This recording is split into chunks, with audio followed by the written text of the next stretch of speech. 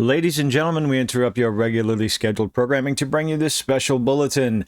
Ignoring criticism, ignoring the fans, and then coming out and insulting your potential customers can have a lasting effect on the popularity and the sales of your product, especially when you put a $40 price tag on that product in an environment that is essentially free to play.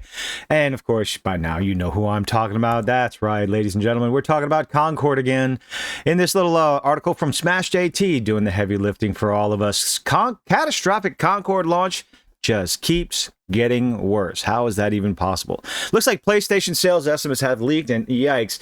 It's unfortunate that with PlayStation and Xbox, we don't have a site like Steam database where we can keep track and check the popularity, check the sales, see how many people are playing the game. But some people apparently have figured out a way to gauge how many people are actually playing the game.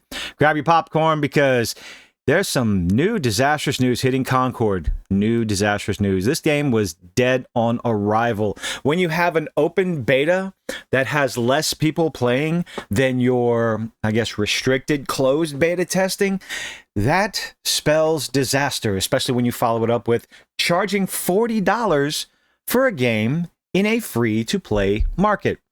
Let's break down this disaster of a launch and see how Sony's big bet chasing a trend 8 years late, or maybe let's go with 4 years too late, because apparently this game spent 8 years in development and this is what they delivered. Okay, big bet chasing a trend with their flashy hero shooter went belly up, to say the least. The numbers speak for themselves and they're ugly, so let's check in on our friends over at Steam. Now, this article was written a couple of days ago, and looking at the Steam charts, 109 players playing right now. Now, at the time of this recording, it's Memorial Day weekend. Now, is it possible you have a bunch of people out there barbecuing, drinking, having a good old time with their families and whatnot? Of course you do, but gamers, we don't like our families most of the time.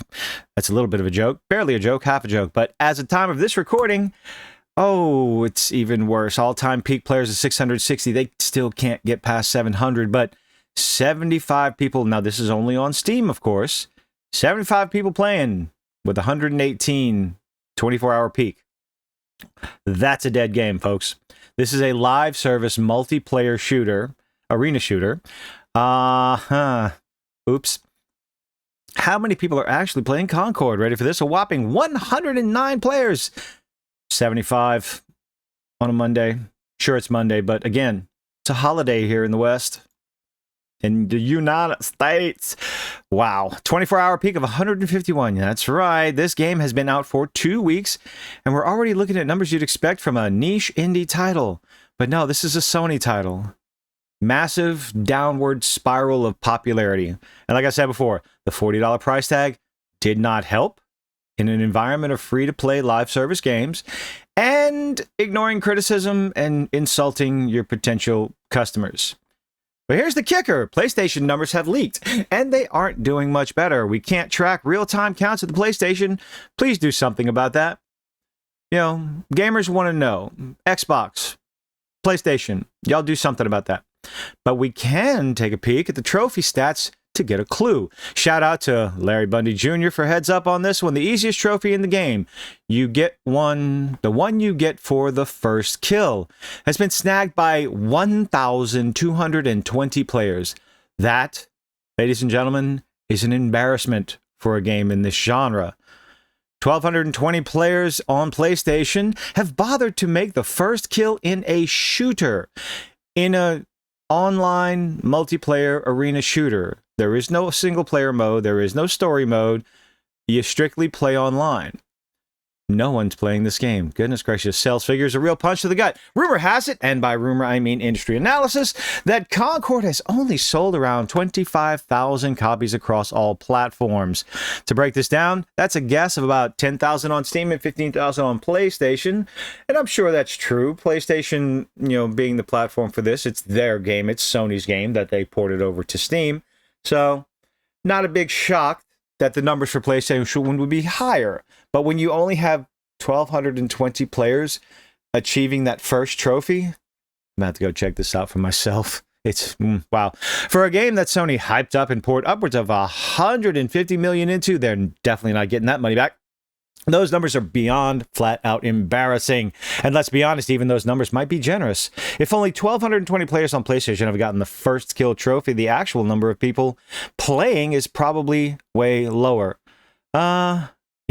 No wonder players are stuck waiting for matches upwards of 8 or more minutes. No matter how many times you see people sharing on Twitter, I've only waited 5 seconds here, I only waited 10 seconds there.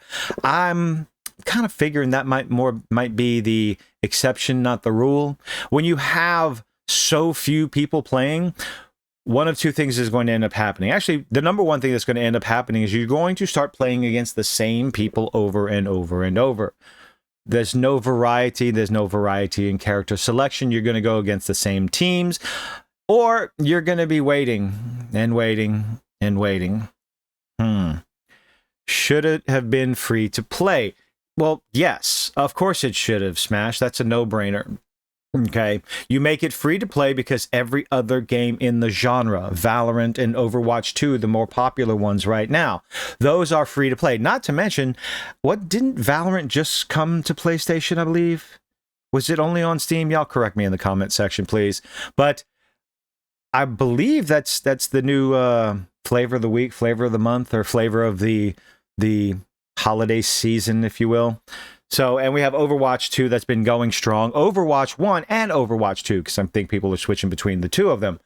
The popular free-to-play, regardless of what you may or may not, how you may or may not feel about the monetization with the cosmetics and how abusive they are, people are still going to play them because they're free, easy to get into, no upfront cost whatsoever. Just jump in, have fun with people, meet people, and go from there. Why on earth would anyone drop $40 when you can go play the same games for free?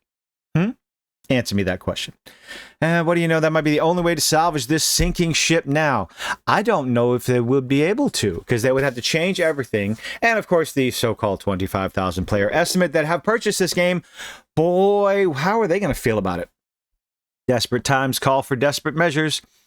Here's where it gets painful for the price mistake. Concord isn't just a flop, it's a costly one. We're talking about a game that probably had a budget upwards of $100 million, maybe $200 million. Wow. Money laundering? We don't want to do that. Government-funded game. We had one of those recently, ladies and gentlemen, with 85 people playing it. Was the maximum. Oh, what an abomination. Pure insanity. We'll go with pure insanity because these characters are hideous. Sony went all in with high-end trailers and big marketing push, and their advertisement for the game was, hi, we're going to release weekly vignettes on characters that you're going to give a rat's ass about, and we're going to tell you all about their backstory that's going to make absolutely no sense in the game and serve no purpose in the game that you're playing. But please play our game. Who is actually going to be interested in this genre, in this environment of arena shooters, 6v6 arena shooters? Who cares about the backstory of the characters? I'm sure, I'm not saying no one will, but there's always the shippers out there, the Rule 34 Tumblr crowd, the fan fiction writers who always want to know where the, never mind. The savvy crowd. No, that's not an insult. They're going to want to know what these characters do and who they go to bed with. But outside of that, the people who are actually going to play the game for the game, they're not interested in that nonsense. So advertising that is not really going to get you anywhere with the people that you want to play this game. All in, just an attempt to capitalize on a trend from 8 years ago. Yes, a day late and a dollar short with the release of this game, which is just, I don't know. Is it odd? Because I think the genre is still quite popular. So it's not a matter of people don't want to play these games. The hero shooters, the hero arena shooters, where you have specific characters or whatever that have specific roles. Though these types of games, because everybody wants to just sit there, turn their console on, turn their PC on, jump into a game and have some fun for an hour or two just to decompress at the end of the day, especially most of the normies out there. But again, $40 price. I keep coming back to this, and I think this is the number one reason over any of the pronouns in bio, the ideological nonsense, even more so than the atrocious look of the models. It's the price tag. A $40 price tag in a free-to-play environment. That is DOA. Dead on arrival, destined for failure, downward spiral into the abyss of forgottenness that no one's going to be talking about in a month. Epic fail for the ages. I can't think of another game in recent years that's crashed and burned quite like this. That game would be called Dustborn. Smash. It's called Dustborn. I guess this would be a more astronomical failure because the idea it's a live service game. They wanted to keep going. The only other failure that would come close to it is definitely in line is Sushi Squad Kills the Justice League. Apparently, oh, that's going to be another video because apparently all the Justice League that you took down were clones from Brainiac, so they're trying to fix everything, retcon everything to try and please come play our game. I'm sorry, we didn't actually kill the Justice League, but that's another video for another time. Can't think of another game in recent years that has crashed and burned quite like this. For a big name title with major backing, Concord already feels like one of the biggest failures we've seen in video game history. Look out, E.T. The difference is there are not hard copies of Concord out there waiting to get dumped in a landfill. So, where does Concord go from here? Forgotten history?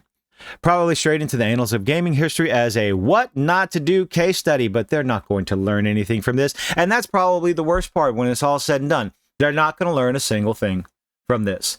They're still going to insult their player base, their potential customers, and ignore any and all criticism and just call them bigots, because that's the playbook. So the more we turn away from these games, these price tags, these predatory price tags, and nonsense and bug-ridden gameplay, looking at you, Star Wars Outlaws, then they're not going to change. Hit them in the wallet, hit them in the pocketbook, take the sales away from there, and go buy us a couple of indie games that are way more fun. Sure, they might try a free-to-play pivot or toss it into the PlayStation Plus catalog, but honestly, the damage has already been done, and that is absolutely true. Because again, this game was free for a weekend for everybody, and it pulled up less numbers than the restricted beta 2 weeks prior, or a week prior than that. So that should be enough of an indication. You couldn't even break 2,000 people playing, or barely broke 2,000 people playing. Concord, failure, dead on arrival. Let me know what you think in the comment section down below. Leave a like, leave a dislike, do all those nifty little things those YouTubers beg you to do, and I do hope to see you on the next one.